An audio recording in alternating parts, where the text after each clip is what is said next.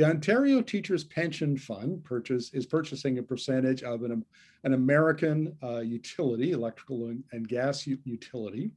And it's kind of interesting because almost the entire company is owned by Canadian pension funds, even though Puget Sound Energy is centered in Washington State.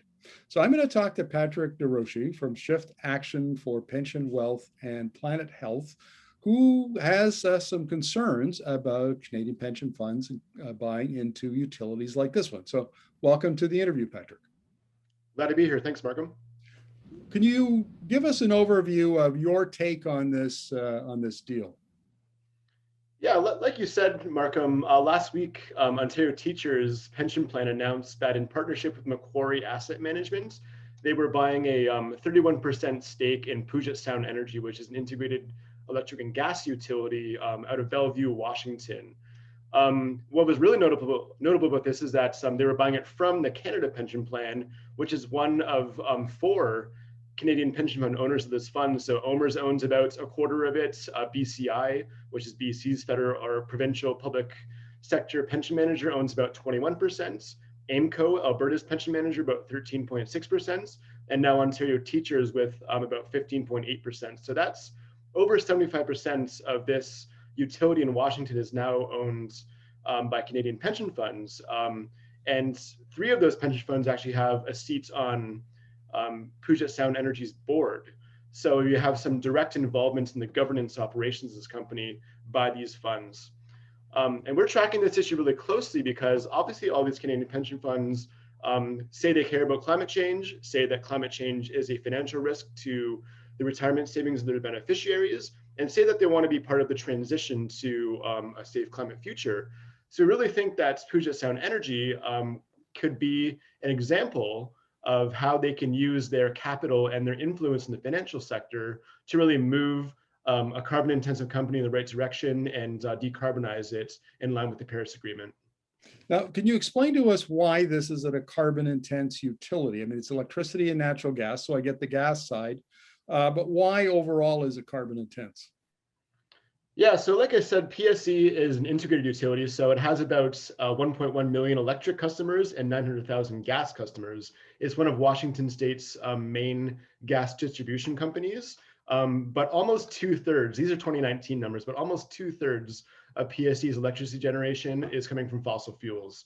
That includes, they partially own about 2 coal generating units at the Colstrip coal plants out in Montana. And then they own a series of gas plants in Washington with plans to build several more in the next 15 to 20 years. So almost 2/3 of the electricity production is coming from fossil fuels. And then obviously, because they own the gas distribution network, they're quite dependent on natural gas distribution as a big source of the revenue model as well. Now, this is interesting to me because I've done some interviews with Ben Kuyawa, who's the power planner for the, I hope I get this right, the Northwest Power Conservation Society based out of Oregon.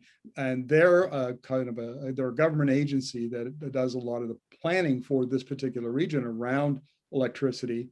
And he tells me that they're actually planning, they're sort of, gaming or doing scenarios around arriving at 100% clean energy electricity in the next couple of decades.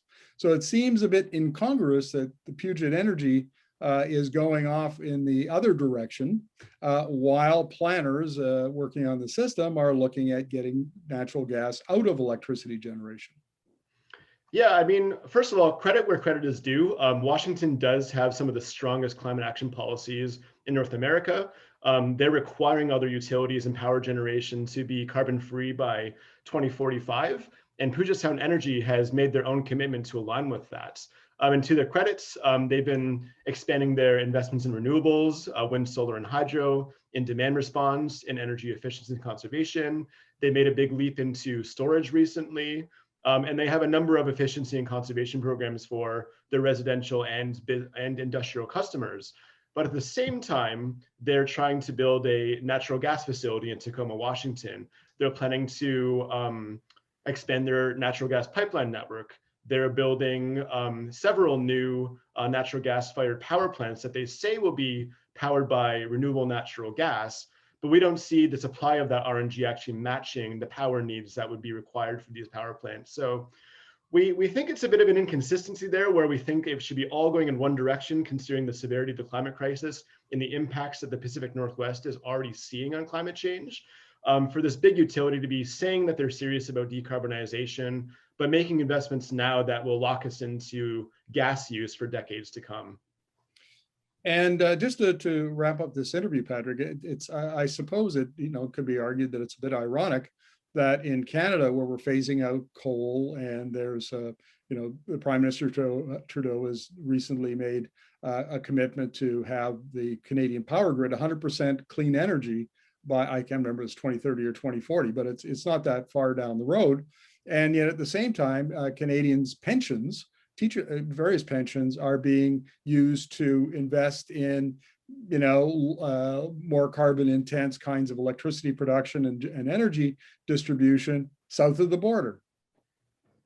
Yeah, this is one of many examples of Canadian pension funds who are huge stewards of capital, investing in companies that do not seem to be serious about the rapid energy transition that's required, and is putting beneficiary money into expanding fossil fuel infrastructure when we should be trying to zero it out as soon as possible. And this is particularly noteworthy because the Ontario Teachers Pension Plan, who bought this stake last week, have a net zero by 2050 commitment.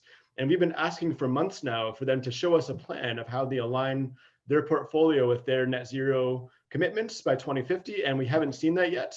And an investment like this suggests that maybe they haven't done the analysis yet to show how all of their portfolio companies are going to get to zero carbon in line with the Paris Agreement. Patrick, thank you very much for this. Really appreciate it. Thank you, Markham.